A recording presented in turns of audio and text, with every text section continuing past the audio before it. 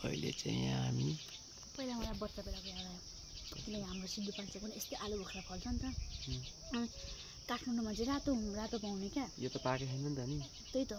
यो त अर्कै हुन्छ नि हाम्रो यो त पाक्नै बाँधिसक्यो पाकेपछि रातो हुन्छ तर यसलाई चाहिँ हाम्रो चाहिँ तरुल भन्छ यो तरुल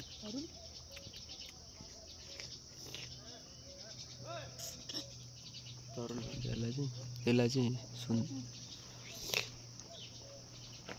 यस्तो हुन्छ अनि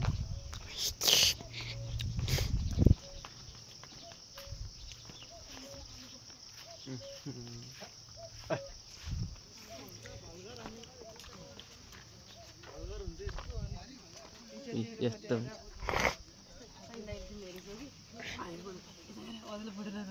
यस्तो हुन्छ अनि